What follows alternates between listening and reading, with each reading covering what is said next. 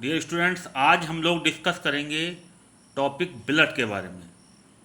बहुत important topic है और इसकी नॉलेज भी आप लोग होनी चाहिए।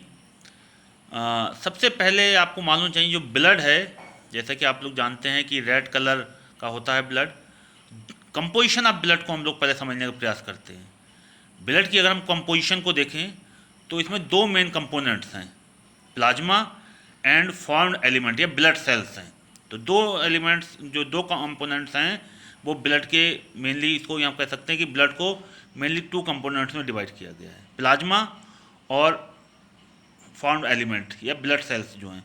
प्लाज्मा ब्लड का 55% पार्ट है, जो कि एक्स्ट्रा कलर का, हल्का पीले कलर का होगा और स्लाइटली अल्कलाइन रहेगा। पीएच इसके अलावा 7.4 रहेगी।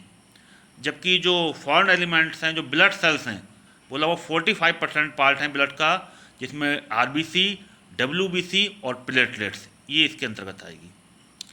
तो सबसे पहले हम लोग बात करते हैं प्लाज्मा, जो कि 55% पार्ट है ब्लड का।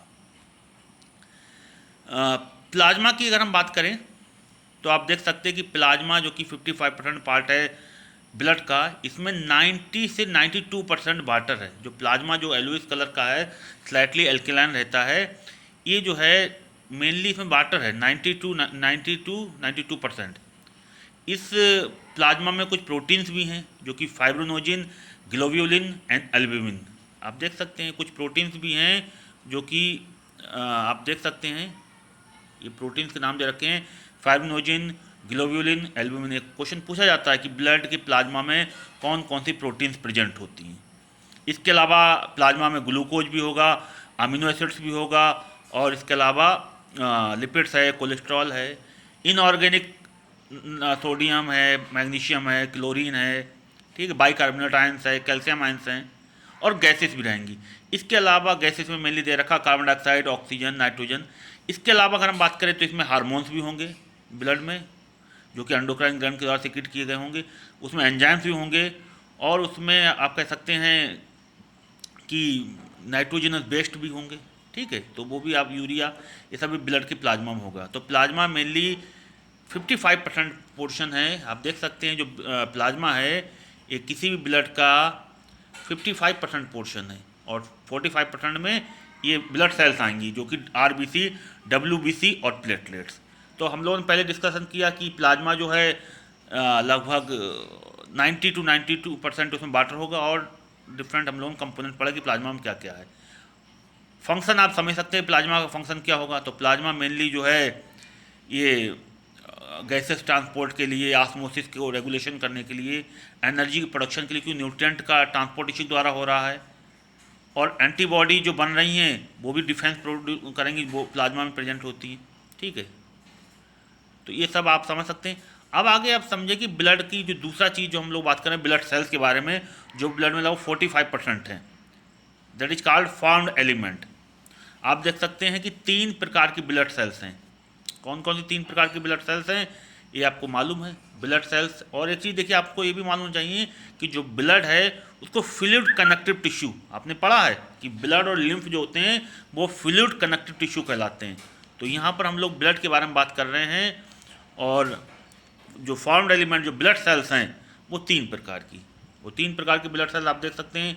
आरबीसी, रेड ब्लड सेल्स, जिसको हम इरिथ्रोसाइट्स कहते हैं, डब्ल्यूबीसी, जिसको हम ल्यूकोसाइट कहते हैं, और प्लेटलेट्स, जिसको हम थ्रोम्बोसाइट्स कहते हैं। यानी आप समझ सकते हैं ब्लड में 3 प्रकार की सेल्स हैं, ब्लड सेल्स। अब इनका कितना नंबर होगा ब्लड में, कितनी होंगी, ये हम लोग आगे इसको समझ सकते हैं। सबसे पहले बात करते हैं आरबीसी के बारे में। आरबीसी, जिसको हम इरिथ्रोसाइट्स भी कह सकते हैं, RBC is also known as erythrocytes. आप स्पेलिंग देख सकते हैं स्क्रीन पर कि आरबीसी, इसको हम इरिथ्रोसाइट्स भी कहेंगे। जनरली अगर हम आरबीसी के बारे में समझें तो आरबीसी का जो साइज है वो 7.7 माइक्रोन में होता है। सेल, चूँकि आप जानते हैं माइक्रोन में मेजरमेंट की जाती है, बाई कनकेव होती है, यानी बीच में आप देख सकते हैं दबी हुई सी हैं, और इसमें एक पिगमेंट प्रेजेंट होता है। आप जानते हैं जो पिगमेंट है दैट इज कॉल्ड हीमोग्लोबिन। और आपको एक चीज़ समझना, जो कि आपको शायद जान के आश्चर्य हो, कि each RBC contain nearly 270 million molecules of haemoglobin. यानी एक जो आरबीसी है उसमें लगभग 270 मिलियन हीमोग्लोबिन के मॉलिक्यूल्स हैं। और आपको मालूम चाहिए जो हीमोग्लोबिन है it can bind with the oxygen and carbon dioxide. एक हीमोग्लोबिन 4 ऑक्सीजन के मैक्सिमम मॉलिक्यूल्स को बाइंड कर सकती है, यानी एक हीमोग्लोबिन के द्वारा 4 ऑक्सीजन के मॉलिक्यूल्स का जो है वो ट्रांसपोर्टेशन हो सकता है। हीमोग्लोबिन आकर वो ऑक्सीजन को ट्रांसपोर्ट करते हैं। तो हीमोग्लोबिन एक आयरन कंटेनिंग पिगमेंट है जो कि आरबीसी में प्रेजेंट होता है, इसी की वजह से जो ब्लड है ये रेड कलर का दिखाई देता है। आरबीसी का जो लाइफ स्पैन है आप देख सकते हैं 120 डेज है। इनकी काउंट की बात करें तो नियरली 5 to 5.5 मिलियन पर मिलीमीटर क्यूब। इनकी जो संख्या है, इनकी जो काउंट है लगभग 5 to 5.5 मिलियन, लगभग यानी 50 से 55 लाख 1 मिलीमीटर क्यूब में ये आरबीसी प्रेजेंट होती हैं ब्लड में। समझ सकते कितने नंबर हैं। इनका फॉर्मेशन बोन मैरो में होता है, रेड बोन मैरो, और इनका बनना इरिथ्रोपोइसिस कहलाता है। इरिथ्रोसाइट्स हैं तो इसका बनना जो है वो इरिथ्रोपोइसिस कहलाएगा। मेनली इनका फंक्शन कार्बन डाइऑक्साइड और ऑक्सीजन का ट्रांसपोर्टेशन से रिलेटेड है। तो आप समझ सकते हैं अगर किसी में आरबीसी की कमी हो गई तो उसको हम एनीमिया कहते हैं, अगर आरबीसी की एक्सिस हो गई तब वो पॉलीसाइथीमिया कहलाता है। तो और आप जानते हैं कि जब 120 दिन का इसका लाइफ स्पेन, इसका मतलब क्या हुआ कि ये जो 120 दिन के बाद जो आरबीसी हैं दे विल डिस्ट्रॉयड।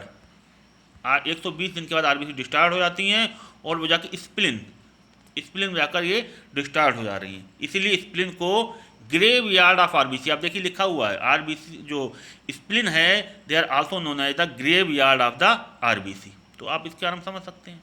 तो आरबीसी के बारे में हम लोग समझा कि आरबीसी काउंट कितना है, क्या लाइफ स्पेन है, क्या फंक्शन है। ट्रांसपोर्टेशन मेनली गैसेस का फंक्शन है इसका, क्योंकि ये बाइंड कर सकता है हीमोग्लोबिन। दूसरी चीज़ है डब्ल्यूबीसी।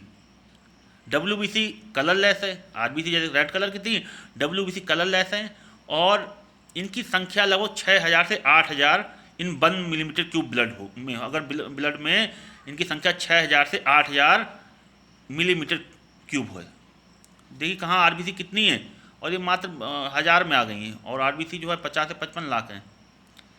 इनकी जो लाइफ स्पैन है लगभग 1 से 15 दिन है, और जब कभी भी कोई इन्फेक्शन होगा तब इन डब्ल्यूबीसी का जो काउंट है जो लगभग जनरली 6 से 8000 है, लेकिन जब कहीं पर कोई अगर इन्फेक्शन हो रहा है तब ये डब्ल्यूबीसी का काउंट बढ़ जाता है। इनका फॉर्मेशन बोन मैरो में मेनली होता है, और डब्ल्यूबीसी न्यूक्लिएटेड होती हैं, जो कि न्यूक्लियस डिफरेंट टाइप का होता है। ऊपर आरबीसी जो हमने पढ़ा, आरबीसी जो है उसमें न्यूक्लियस नहीं प्रेजेंट होता है। उसका भी रीज़न है ताकि उसमें आरबीसी में मैक्सिमम हीमोग्लोबिन मॉलिक्यूल्स आ सकें, क्योंकि आपने पढ़ा है कि हीमोग्लोबिन लगभग एक आरबीसी में लगभग 270 million molecules of haemoglobin present होते हैं। That's why there is no nucleus is present in RBC. WBC में न्यूक्लियस प्रेजेंट भी है और डिफरेंट टाइप का है, और मेनली फंक्शन जो है डब्ल्यूबीसी का है वो इम्यून सिस्टम में है, इम्यूनिटी प्रोवाइड करने में। डब्ल्यूबीसी के अगर हम टाइप के बारे में बात करें, डब्ल्यूबीसी को ल्यूकोसाइट भी कहते हैं, ये चीज़ ध्यान रखना है। ल्यूकोसाइट अगर आप कभी भी ब्लड टेस्ट कराने जाए तो आपको देखते होंगे कहते हैं टीएलसी टोटल ल्यूकोसाइट कितने हैं, और डीएलसी मतलब डिफरेंट ल्यूकोसाइट काउंट बॉडी में कितने हैं, इन सब का परसेंटेज निश्चित है। जैसे आप देख सकते हैं कौन कौन सी प्रकार की ल्यूकोसाइट या डब्ल्यूबीसी हैं, आप देख सकते हैं आपके स्क्रीन पर दिख रहा है। न्यूट्रोफिल्स हैं, इओसिनोफिल्स हैं, बेसोफिल्स हैं, लिम्फोसाइट्स हैं और मोनोसाइट्स हैं। 5 प्रकार के आप देख सकते हैं कि neutrophils, basophils, eosinophils, lymphocytes and monocyte. आप देख सकते हैं कि इनकी परसेंटेज भी दिखाई गई कि न्यूट्रोफिल्स लगभग 60 से 65% है डब्ल्यूबीसी में। डब्ल्यूबीसी अगर हम टोटल देखें तो 60 to 65% न्यूट्रोफिल्स है। इओसिनोफिल्स लगभग 2 से 3% है। बेसोफिल्स 0.5 से 1% है। मोनोसाइट जो है लार्जेस्ट डब्ल्यूबीसी जिसको हम कह सकते हैं ये 6 से 8% है। जबकि लिम्फोसाइट जो कि 2 प्रकार की होती है, बी लिम्फोसाइट और टी लिम्फोसाइट, ये लगभग 20 से 25% है। इनका फंक्शन क्या होता है डब्ल्यूबीसी के, डिफरेंट टाइप के डब्ल्यूबीसी हैं। इसमें न्यूट्रोफिल जो हैं ये फैगोसाइटोसिस, जबकि eosinophil resist infections, allergy reaction जितनी होती हैं उनमें इओसिनोफिल्स जो हैं वो इस तरह के इन्फेक्शन को रेसिस्ट करेंगी। जबकि बेसोफिल्स जो हैं ये हिस्टामिन, सेरोटोनिन, हिपेरिन यानी एलर्जी रिएक्शंस में इस तरह के एंटी एलर्जिक केमिकल को सिक्रीट करती हैं ताकि एलर्जी को रोक सकें। मोनोसाइट जो कि फैगोसाइटोसिस है, और डब्ल्यूबीसी का लिम्फोसाइट जो हैं which produce the antibody, antibody या द प्रोटीन जो कि लिम्फोसाइट के द्वारा प्रोड्यूस हो रही हैं, और यही जो है मेनली बॉडी को डिफरेंट टाइप के पैथोजन से पैथोजन से फाइट करने में हेल्प कर रही हैं। तो ये WBC के टाइप्स आप समझ सकते हैं, और WBC का लाइफ स्पैन लगभग 1 से 15 दिन होता है।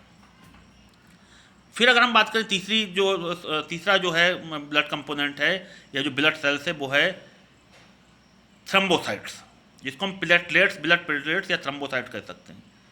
ये कलरलेस है, लाइफ स्पैन इसका 7 डेज है। ये भी जो है नॉन न्यूक्लिएटेड सेल फ्रेगमेंट्स हैं। ये लगभग इनकी संख्या 1.5 से 3.5 लाख पर millimetre cube, 1 millimetre cube blood में इनकी संख्या लगभग 1.5 से 3.5 लाख होती है। और इनका मेन फंक्शन होता है ब्लड क्लॉटिंग में, ये ब्लड क्लॉटिंग में हेल्प करते हैं। तो आप समझ सकते हैं तीनों जो ब्लड सेल्स है उसका क्या लाइफ स्पैन कितना है, कितना उनका नंबर्स है, ये सब चीज़ की जानकारी आपको होना चाहिए। तो यहाँ पर ही मैं इस वीडियो को समाप्त करता हूँ, और ब्लड की स्ट्रक्चर उम्मीद है कि आप लोगों को समझ में आई होगी। बाकी ब्लड से रिलेटेड और ब्लड ग्रुप, ब्लड कोगुलेशन या RH फैक्टर, इसके बारे में एक नया वीडियो बनाएंगे, तब आप लोग और डिटेल में इस ब्लड को समझ सकते हैं। तो अभी के लिए थैंक यू।